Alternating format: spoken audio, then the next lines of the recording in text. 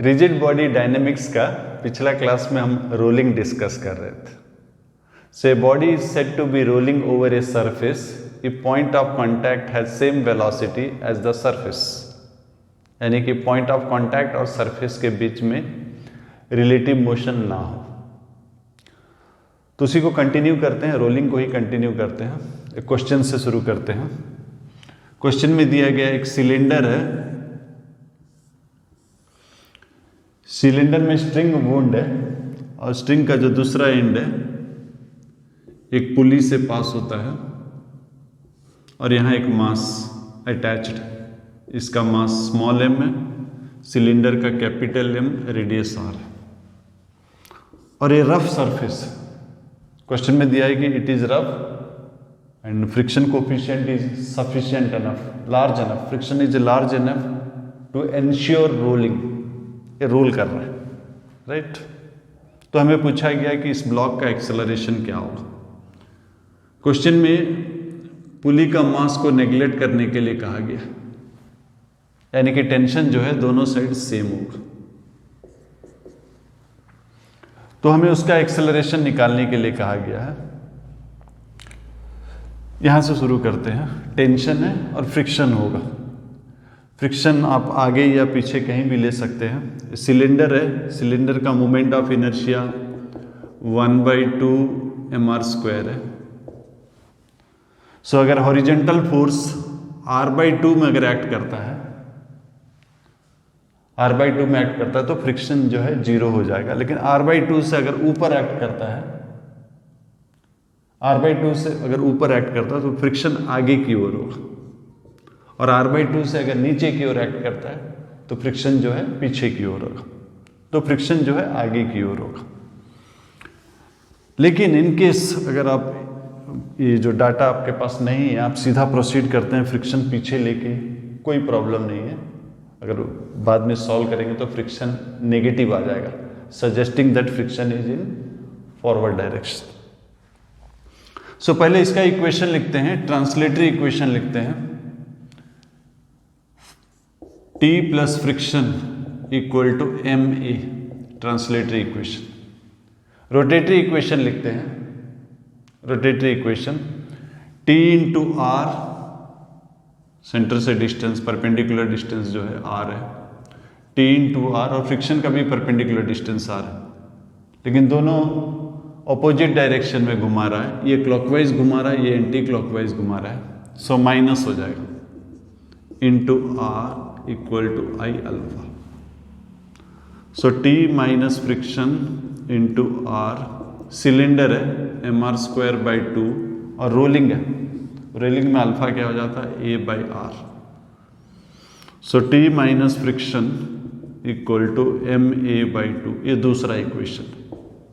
कितना वेरिएबल है? 3 वेरिएबल है, टेंशन, फ्रिक्शन और ये। सो 3 इक्वेशन चाहिए। तीसरा इक्वेशन इसका सिर्फ ट्रांसलेटरी मोशन है। सो mg माइनस टी, इसका सामने की ओर एक्सेलरेशन a है, लेकिन स्ट्रिंग जो है ऊपर से खुल रहा है, ऊपर से खुल रहा है और ये जो ऊपर का पॉइंट का एक्सेलरेशन जो है 2a होगा, राइट। एक ट्रांसलेशन की वजह से, एक रोटेशन की वजह से alpha R, tangential acceleration alpha R, और रोलिंग में a equal to alpha R है। सो 2a होगा, यानी कि इसका एक्सेलरेशन 2a होगा। सो m इंटू 2a।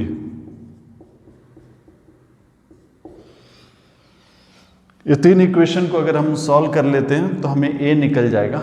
हमें इसका एक्सेलरेशन मांगा गया है, इसका एक्सेलरेशन जो है 2a होगा।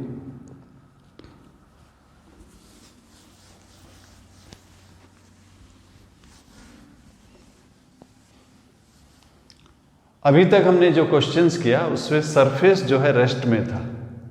अभी आगे का क्वेश्चंस में सरफेस को भी मोशन में लेते हैं। एक स्फीयर है, स्फीयर है और एक ब्लॉक के ऊपर है, ब्लॉक के ऊपर है, और ब्लॉक जो है स्मूथ सरफेस पर है, राइट। तो हमें दिया गया है, हमें स्फीयर का मास दिया गया m, रेडियस दिया गया r, और हमें दिया गया है इसका जो ब्लॉक का जो वेलोसिटी है वो 3v, और ये जो स्फीयर का वेलोसिटी है, स्फीयर का वेलोसिटी v दिया गया है।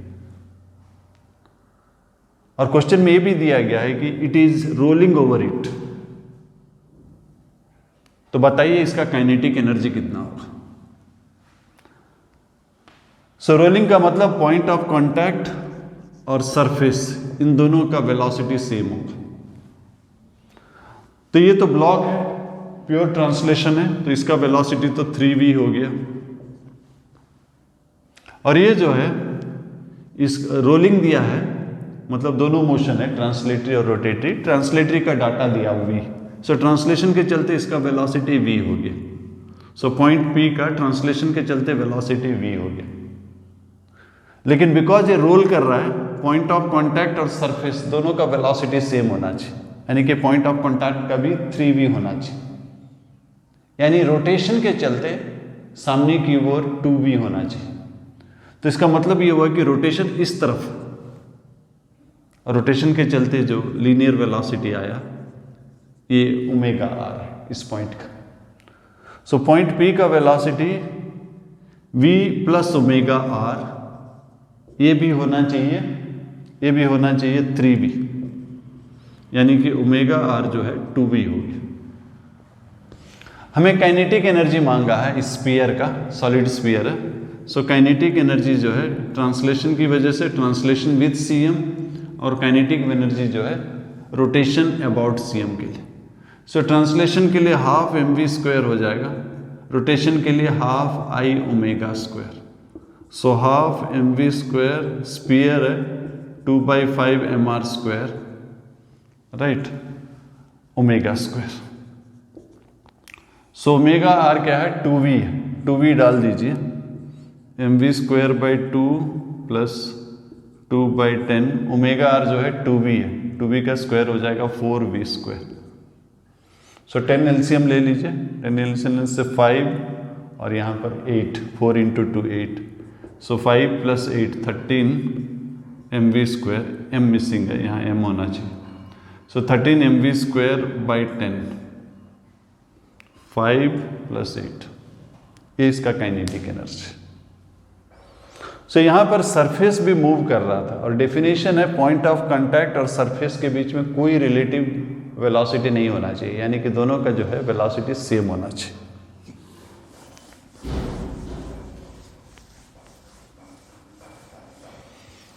नेक्स्ट क्वेश्चन लेते हैं। सो एक ब्लॉक है स्मूथ सरफेस पर, इसका वेलोसिटी दिया गया है 2v, और एक स्फीयर है, और इसके ऊपर एक और ब्लॉक है, और उसका वेलोसिटी जो है दिया गया है 5v, राइट। और ये ट्रांसलेशन, इसका ट्रांसलेशन दिया गया है कि इस तरफ, स्फीयर का ट्रांसलेशन जो है राइट की तरफ दिया गया है, और हमें पूछा गया है कि इसका v1 का value in terms of v कितना होगा और इसका एंगुलर स्पीड कितना होगा। और क्वेश्चन में दिया है कि ये जो स्फीयर है रोल कर रहा है, मतलब यहाँ पर रिलेटिव वेलोसिटी यहाँ भी 0 है, यहाँ पर भी 0 है, राइट। तो इस पॉइंट का नेट वेलोसिटी सामने की ओर होना चाहिए 2v, राइट। और इस पॉइंट का नेट वेलोसिटी जो है, इस पॉइंट का, ये वाला से पॉइंट P1 है, ये पॉइंट P2 है। सो पॉइंट P1 का वेलोसिटी जो है कितना होना चाहिए, वेलोसिटी होना चाहिए 2v सामने की ओर, और यहाँ भी रिलेटिव वेलोसिटी नहीं है, यानी कि पॉइंट P2 का वेलोसिटी होना चाहिए 5v, इस तरफ, लेफ्ट की तरफ, राइट। और हमें दिया गया है इसका ट्रांसलेटरी वेलोसिटी राइट की तरफ, इसका मतलब एंगुलर वेलोसिटी जो इस तरफ होना चाहिए, अदरवाइज इसका वेलोसिटी लेफ्ट नहीं आ सकता।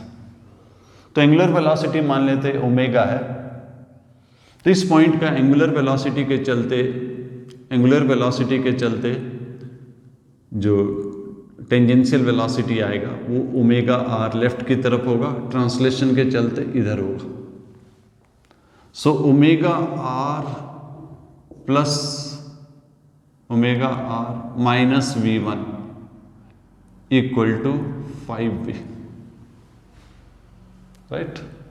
अब नीचे ओमेगा आर इस तरफ है और V1 भी इस तरफ है, so omega R plus V1,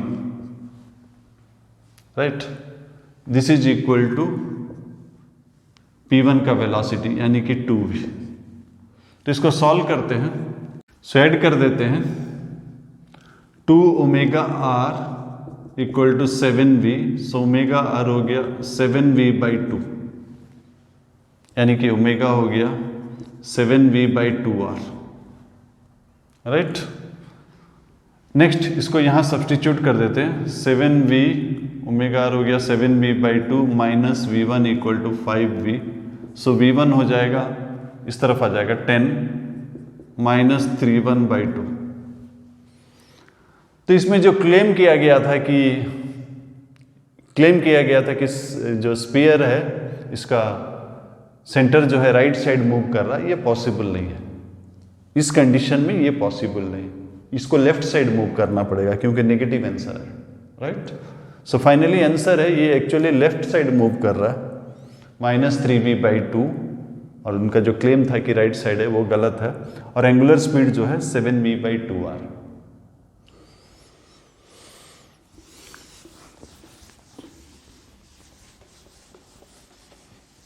next question लेते हैं। नेक्स्ट क्वेश्चन है, स्मूथ सरफेस है, ये ब्लॉक है, स्मूथ है, और यहां पर एक सिलेंडर है, राइट। इसका मास स्मॉल m है, रेडियस r है, ब्लॉक का मास कैपिटल है, और इनके बीच में फ्रिक्शन जो है large enough to ensure rolling. तो हमें पूछा गया कि अगर हमने फोर्स F अप्लाई किया तो इसका एक्सेलरेशन कितना हो, राइट। तो जैसे ही हमने फोर्स अप्लाई किया, पहले फ्री बॉडी डायग्राम ले लेते हैं। जो फोर्सेस मोशन के लिए यूजफुल है सिर्फ उसी को ड्रॉ करते हैं। सामने की ओर F है, पीछे की ओर फ्रिक्शन, और यहां पर सिलेंडर, फ्रिक्शन आगे की ओर। तो इसका इक्वेशन, इसका सिर्फ ट्रांसलेटरी मोशन है, F minus friction equal to capital MA1, ये पहला इक्वेशन। और इसका दो इक्वेशन होगा, एक translatory equation friction equal to MA2, ये दूसरा इक्वेशन, और तीसरा इक्वेशन रोटेशन के लिए, rotation about CM। So friction into R equal to I, cylinder है, mr²/2 इंटू अल्फा। इस बार अल्फा जो है A2/R नहीं होगा क्योंकि वो होता है जब सरफेस रेस्ट में। सो अल्फा को हम अल्फा ही लिखते हैं। सो यहाँ फ्रिक्शन कट जाएगा, R कट जाएगा, सो फ्रिक्शन आ जाएगा mR∝/2। ये तीसरा इक्वेशन। कितना अननोन है? A1 A2 friction alpha, 4 unknown है। मतलब हमें एक और इक्वेशन चाहिए इसको सॉल्व करने के लिए। 4 अननोन को सॉल्व करने के लिए 4 इक्वेशन जरूरत होता। तो जो चौथा इक्वेशन है वो रोलिंग का कंडीशन है, पॉइंट ऑफ कांटेक्ट और सरफेस के बीच में रिलेटिव मोशन, रिलेटिव वेलोसिटी नहीं होना चाहिए। तो इस पॉइंट का एक्सेलरेशन कितना है? इस पॉइंट का एक्सेलरेशन A1 है, आगे की तरफ।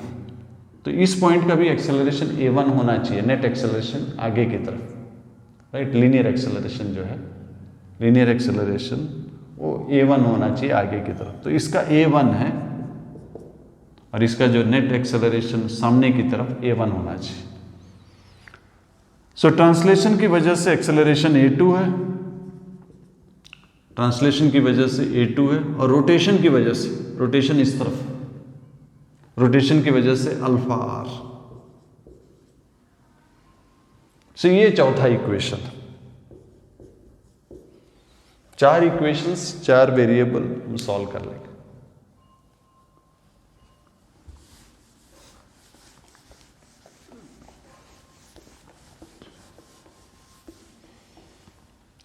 नेक्स्ट क्वेश्चन लेते हैं। हमारे पास एक सेमी सर्कुलर ट्रैक है सेमी सर्कुलर ट्रैक है जिसका मास कैपिटल एम है और स्मूथ सरफेस पे रखा गया, स्मूथ सरफेस पे। सो सेमी सर्कुलर ट्रैक है, इसका मास कैपिटल एम है। यहां एक सिलेंडर है जिसका मास m है, रेडियस r। ये सेमी सर्कुलर ट्रैक का रेडियस जो है कैपिटल R है और हमें दिया गया है इनके बीच में फ्रिक्शन लार्ज एनफ है टू एंश्योर रोलिंग, राइट। तो क्वेश्चन में ये दिया गया कि ये जब लोएस्ट पॉइंट में पहुंचेगा, ये लोएस्ट पॉइंट में पहुंचेगा तो इसका स्पीड कितना होगा, राइट। सो ये लोएस्ट पॉइंट में जब पहुंचा तो सपोज इसका स्पीड सामने की ओर v1 है, तो जाहिर है कि इसका स्पीड पीछे की ओर होगा v2। इनके बीच का जो फोर्स है फ्रिक्शनल फोर्स है, अगर पूरा को हम सिस्टम ले ले तो इंटरनल फोर्सेस है और हॉरिजॉन्टल डायरेक्शन में ये जब नीचे की ओर पहुंचा, हॉरिजॉन्टल डायरेक्शन में मोमेंटम जो है कंजर्व होगा। वर्टिकल डायरेक्शन में नॉर्मल फोर्स वगैरह था बट हॉरिजॉन्टल डायरेक्शन में कोई फोर्स नहीं था, ये आपस का जो फ्रिक्शन है इंटरनल हो गया, तो मोमेंटम कंजर्व होगा। तो पहला इक्वेशन होगा momentum conservation. So small m into v1 equal to capital M into v2, एक इक्वेशन।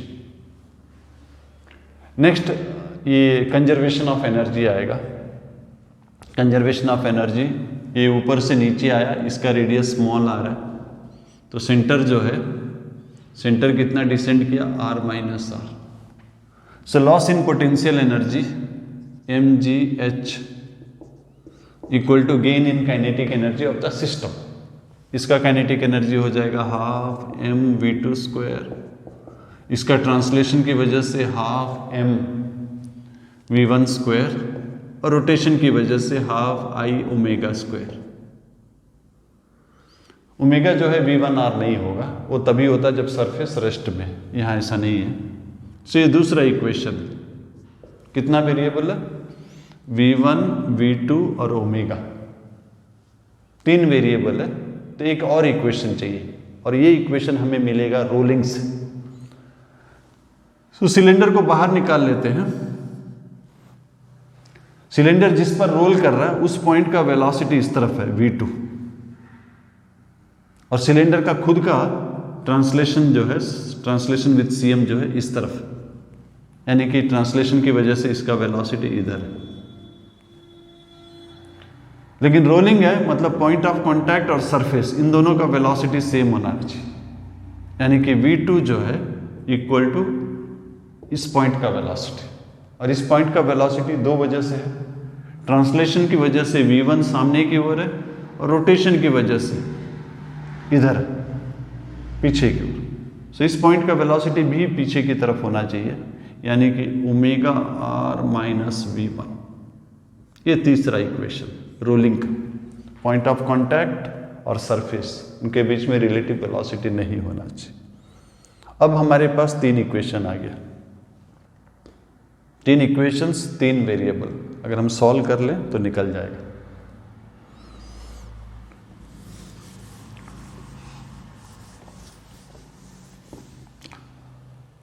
तो ये था रोलिंग के कुछ क्वेश्चंस। रोलिंग यानी कि पॉइंट ऑफ कांटेक्ट जिस सरफेस के ऊपर रोल कर रहा, उनके बीच में रिलेटिव वेलोसिटी जो है जीरो होना चाहिए, यानी कि दोनों का सेम वेलोसिटी होना चाहिए।